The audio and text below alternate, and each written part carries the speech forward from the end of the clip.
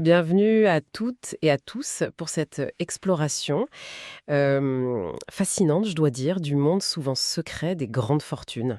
Bonjour, oui, un monde qui fait fantasmer, qui interroge aussi. Exactement. Et aujourd'hui, on va s'appuyer sur un ouvrage, L'histoire mondiale des riches, de Fabrice d'Almeida, pour essayer de comprendre ce que ça signifie au fond être riche, hier et aujourd'hui. C'est ça. L'idée, c'est de décortiquer un peu cette notion à travers l'histoire moderne. Alors, on a ici une mine d'informations, des anecdotes sur des personnalités assez incroyables, des moments clés de l'histoire économique, des détails sur des styles de vie. Fastueux, c'est le mot. Hmm. Notre objectif, c'est vraiment d'aller au-delà des clichés, voyez, le caviar, les diamants, et cette idée un peu balzacienne qu'il y aurait un crime caché derrière chaque grande fortune. Une idée tenace d'ailleurs. Oui. On va essayer de voir qui sont vraiment ces gens, ces détenteurs de patrimoine immense, comment ils ont construit leur richesse, comment ça a évolué, et puis quelle est leur influence réelle. Tout à fait. Parce que l'histoire de la richesse, elle est loin d'être uniforme, hein.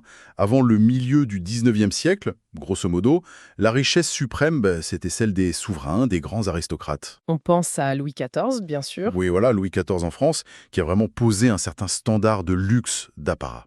Et puis paf, arrive l'ère industrielle. Et là, Ouais. ça change tout. Et c'est là que ça devient passionnant, je trouve. Ouais. Parce qu'on voit émerger de nouvelles figures, des industriels, des financiers, Les capitaines d'industrie, les banquiers. et puis bien plus tard des stars des médias, les géants de la tech aujourd'hui. En fait, chaque fortune, on dirait, cache une aventure personnelle assez unique. C'est vrai.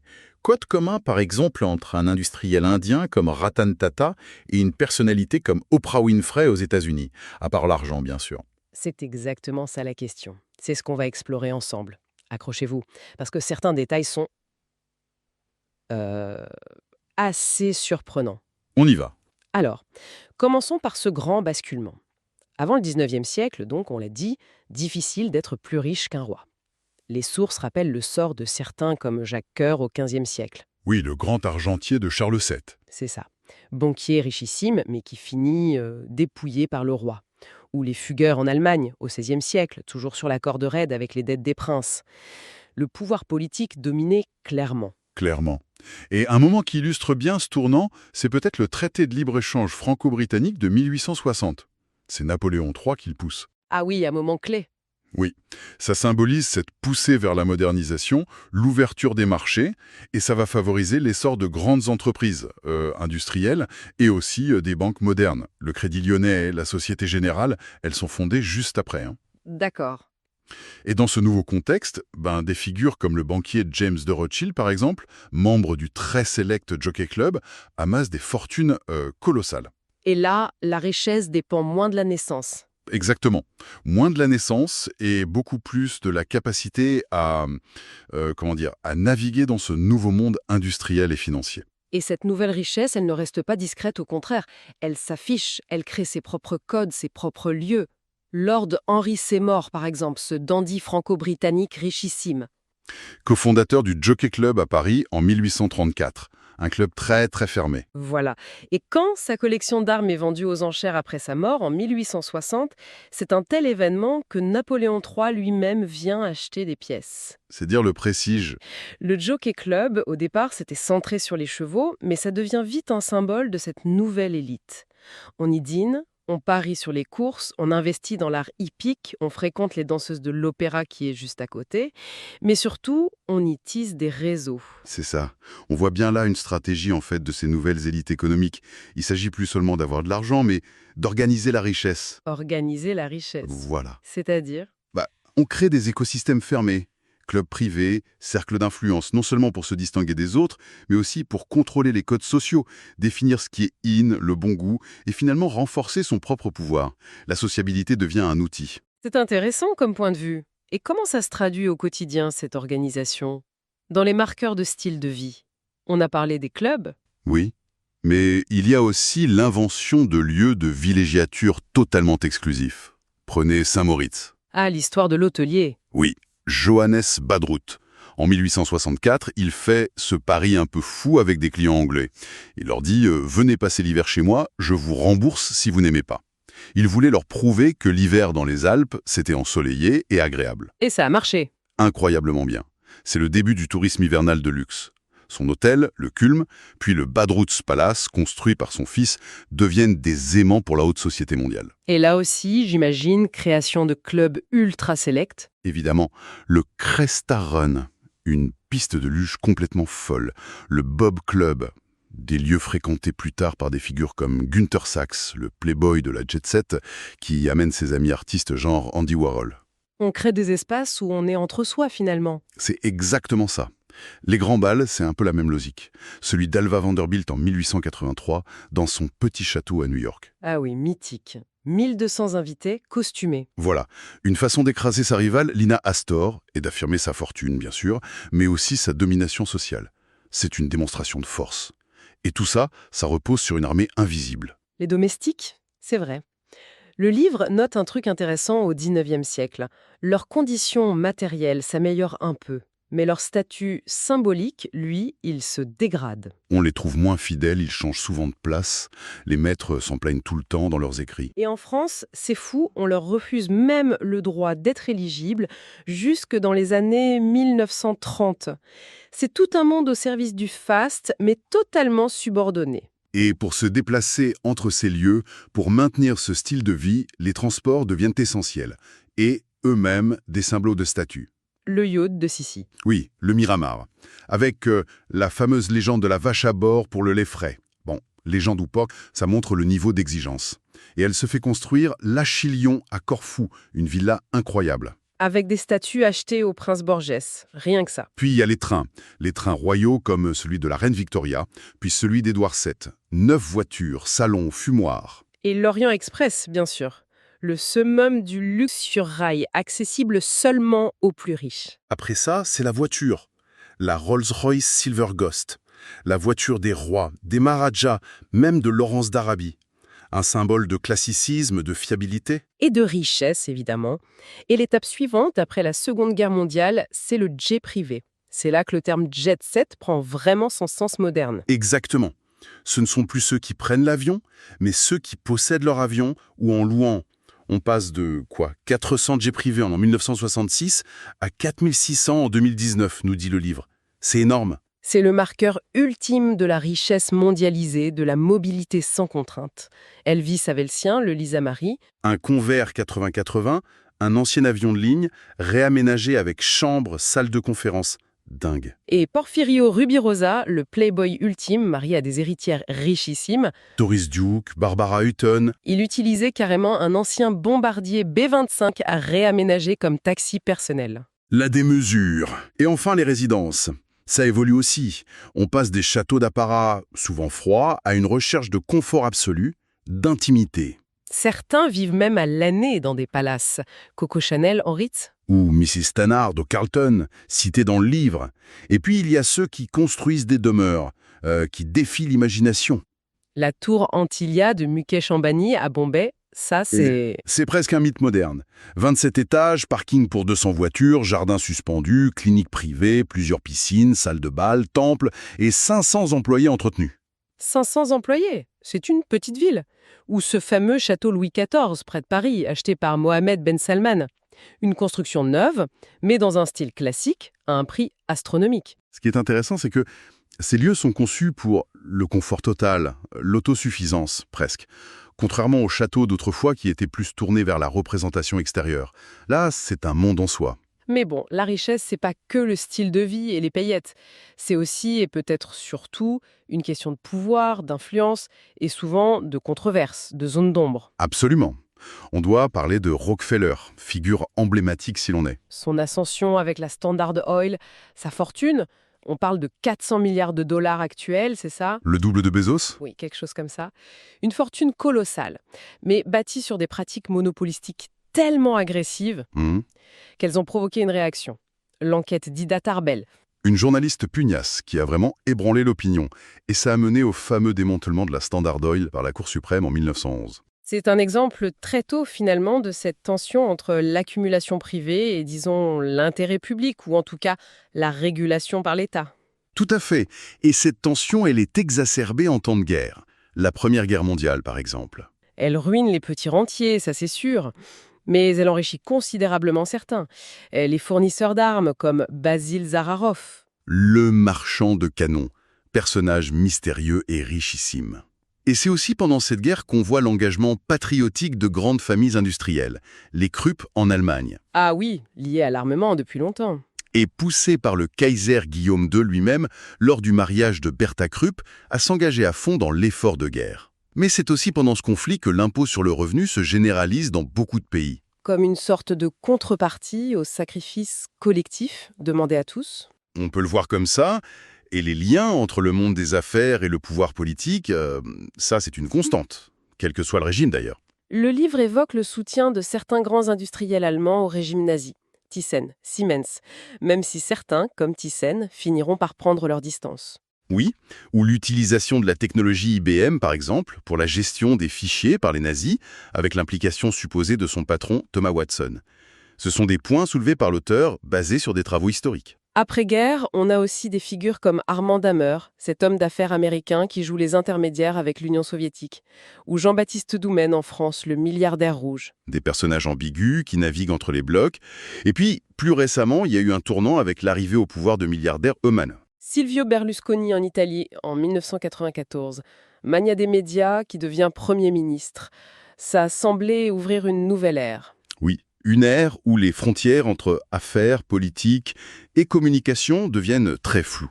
Son modèle a d'ailleurs inspiré d'autres milliardaires comme Murdoch ou Bloomberg qui se sont lancés en politique. Mais on a aussi vu le mouvement inverse. En Russie, l'arrestation de Mikhail Khodorkovsky en 2003, L'oligarque le plus riche de Russie à l'époque, ça a montré la volonté de Poutine de reprendre la main, de remettre les oligarques sous le contrôle du pouvoir politique. Fini l'époque Helsinki. c'est clair.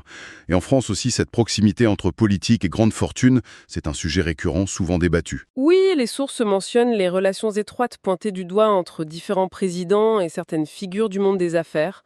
Chirac et Pinault, Sarkozy et son cercle Bolloré, Arnaud, Dassault. Hollande et ses soutiens comme Berger, Pigasse, Niel, Macron et ses parrains comme Henri Hermante ou Bernard Arnault.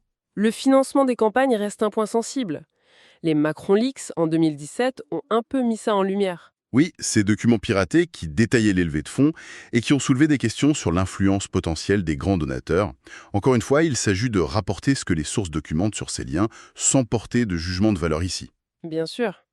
Et au-delà des liens politiques, parfois ce sont les origines même des fortunes qui sont controversées, voire carrément illicites. Le livre rappelle par exemple les débuts de la banque HSBC au XIXe siècle liés au commerce de l'opium. Ah oui, quand même. Ou, de façon plus évidente, le trafic de drogue, Pablo Escobar en Colombie. Sa fortune était telle qu'il est entré dans le classement Forbes en 1989. C'est ça, alors même qu'il menait une guerre sanglante contre l'État colombien, un mélange hallucinant de richesse et de violence extrême. Et puis, il y a les scandales plus personnels, qui touchent à la sphère privée, mais qui alimentent les fantasmes et une certaine image sulfureuse de la richesse. L'affaire Casati Stampa à Rome en 1970. Ce marquis qui tue sa femme et son amant puis se suicide sur fond de jeux sexuels tarifés. Ou l'assassinat du banquier Edward Stern en 2005, dans des circonstances assez similaires. Et bien sûr, plus récemment, l'affaire Epstein. Oui, ce financier milliardaire, son réseau incroyable, les accusations de trafic de mineurs et sa mort en prison qui continue de susciter toutes les théories. C'est un cas emblématique des zones d'ombre du pouvoir et de la richesse. Et plus récemment encore, il y a eu la crise des opioïdes aux États-Unis. Ça a vraiment mis en lumière le rôle de la famille Sackler. Propriétaire de Purdue Pharma, le laboratoire qui commercialisait l'Oxycontin. Un antidouleur très puissant, mais surtout terriblement addictif. Et leur fortune s'est construite en grande partie là-dessus, alors que le caractère addictif était, semble-t-il, minimisé. Mais les procès ont été retentissants. Ils ont révélé l'ampleur du désastre sanitaire, des centaines de milliers de morts. Ça a conduit à des milliards de dollars d'amendes, de compensations. Et on a découvert qu'ils avaient tenté de transférer une partie de leur fortune à l'étranger pour la mettre à l'abri des saisies. Ce cas est vraiment intéressant parce qu'il pose la question de la responsabilité. Plus seulement la responsabilité personnelle, mais la responsabilité morale, entrepreneuriale, des grandes fortunes face aux conséquences de leurs activités. Même quand, comme les Sackler, ils étaient par ailleurs de très grands mécènes, finançant des musées prestigieux. Exactement. Ça complexifie l'analyse. Et même les divorces peuvent parfois devenir des affaires publiques qui révèlent l'ampleur des fortunes et des modes de vie. Jeff Bezos et Mackenzie Scott. Oui, le divorce le plus cher de l'histoire à l'époque, où François-Henri Pinault et Linda Evangelista qui se déchirent sur la pension alimentaire devant les tribunaux. Et là, on voit déballer les détails des dépenses. Des montres à 100 000 $, des vacances à 52 000, ça donne une idée du train de vie. C'est sûr. Et toute cette fascination, ce mélange d'admiration et de suspicion, ça explique sans doute le succès incroyable des classements de fortune. Ah oui, la folie des classements, comme dit l'auteur. Forbes a lancé sa liste des 400 Américains les plus riches en 1982, puis une liste mondiale. Et en France, le magazine Challenge a suivi en 1996. C'est devenu un rendez-vous annuel incontournable, très commenté. Même si la méthodologie est parfois débattue, hein. Faut-il inclure la dette? Comment évaluer les actifs non cotés? Bien sûr, ce n'est pas une science exacte, mais ces classements sont quand même révélateurs des grandes tendances. On y voit la montée du luxe en France, Arnaud, Pinault, Hermès qui trustent les premières places, l'explosion de la tech au niveau mondial. Mais aussi une constante, l'enrichissement spectaculaire des plus riches, l'écart qui se creuse. Oui, et ces listes façonnent aussi l'image publique des milliardaires. Certains jouent même avec. Le livre raconte l'histoire d'Aliko Dangote, Le milliardaire nigérien? oui, qui aurait contacté Forbes lui-même pour faire corriger son classement qu'ils estimaient sous-évalué. Incroyable. Et face à ces fortunes colossales, la philanthropie est devenue une dimension quasi obligatoire, on dirait. Oui, c'est presque attendu aujourd'hui. Des pionniers comme Rockefeller, qui a créé sa fondation dès le début du XXe siècle, Exactement. à Bill Gates, avec la fondation Bill et Melinda Gates, Warren Buffett, qui donne une partie énorme de sa fortune, George Soros.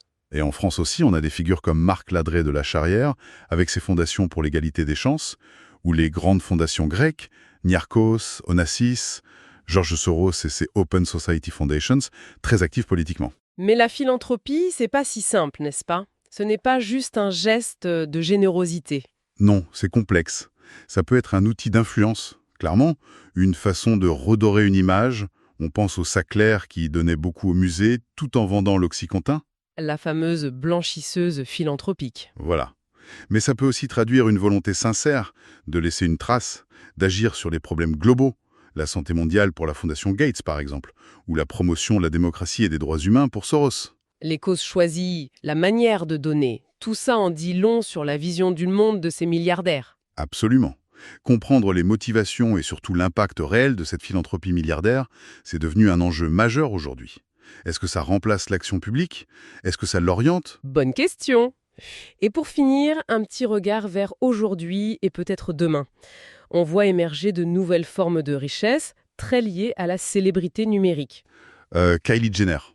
Oui, un temps proclamé par Forbes, plus jeune milliardaire self-made. Bon, le titre a été contesté ensuite, mais ça montre bien cette fusion entre l'influence sur les réseaux sociaux et la fortune personnelle.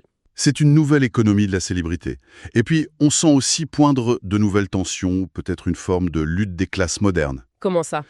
Quand Elon Musk, par exemple, veut imposer le retour au bureau à 100% chez Tesla, allant à contre-courant du télétravail post-Covid qui était plébiscité par beaucoup d'employés. Certains analystes y voient une affirmation du pouvoir du capital face aux nouvelles aspirations des travailleurs qualifiés. Intéressant. Ou ce phénomène, plus étrange peut-être, des riches survivalistes. Oui, comme Peter Thiel, le cofondateur de PayPal, qui achète des propriétés immenses et ultra isolées, en Nouvelle-Zélande notamment. Comme s'il se préparait à un effondrement, fuyant une civilisation qu'il juge décadente. C'est un peu l'idée, oui. C'est marginal, mais symptomatique d'une certaine angoisse, peut-être, même au sommet de la pyramide. Tous ces exemples, très différents, montrent que les ultra-riches, finalement, ils ne sont pas dans une bulle complètement hors sol. Ils sont confrontés à leur manière, avec leurs moyens qui sont évidemment démesurés, aux grandes questions de notre époque. Le futur du travail, l'impact des technologies, les crises environnementales, la stabilité sociale. Et leurs choix, leurs investissements, leurs stratégies, ça a forcément des conséquences pour tout le monde. C'est indéniable. Voilà, donc pour ce survol forcément un peu rapide, mais j'espère éclairant, de cet univers complexe des grandes fortunes, en s'inspirant du livre de Fabrice d'Almeida. On a voyagé, hein? Des clubs parisiens du 19e siècle au jet privé d'aujourd'hui. Des stratégies industrielles au scandale financier personnel. La leçon principale, si on peut dire, c'est qu'il est impossible de réduire les riches à un seul modèle, à un seul cliché. Leurs parcours sont multiples. Ça mêle souvent un flair incroyable pour les affaires, un goût du risque certain, Une capacité à construire des réseaux, à influencer. une philanthropie parfois sincère, parfois calculée, et puis parfois des parts d'ombre assez abyssales. C'est ça. Et au-delà des histoires individuelles, qui sont souvent fascinantes, c'est vrai, cette exploration nous ramène à des questions plus fondamentales. L'auteur d'Almeida suggère qu'il faut peut-être dépasser les jugements moraux un peu simplistes qu'on portait autrefois. Pour évaluer ses fortunes selon des critères d'aujourd'hui. Oui, mais la question c'est, quels sont ces critères? Face aux défis immenses qu'on connaît, les inégalités qui explosent, le changement climatique qui s'accélère, comment est-ce qu'on pense le rôle et la responsabilité de ces acteurs? Des acteurs dont la puissance économique dépasse celle de beaucoup d'États. Exactement. Leur poids est devenu systémique dans notre économie mondialisée. Et ça interroge forcément nos modèles sociaux, nos modèles démocratiques. Comment on régule? Comment on partage la valeur créée? Comment on assure que cette puissance ne mine pas l'intérêt général? Vaste programme, une réflexion essentielle en tout cas et qui reste largement ouverte. Tout à fait. Merci beaucoup de nous avoir suivis pour cette analyse. Merci.